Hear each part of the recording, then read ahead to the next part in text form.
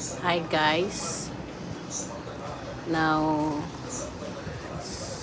6:17 in the evening here in Saudi Arabia. Ito po yung buhay namin dito. Dito po ako sa taas ng building. Nagmamassage po ng mga tungtara. Ito lang pong buhay. At nagluluto po kami ng ginataan. Ginataan po na manok. Diba guys? Guys, yan po ang ginagawa namin dito.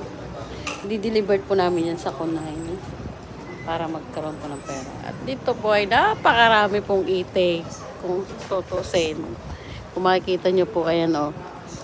Dito po lang makakakita po kayo ng mga itik na hindi nangingitlog.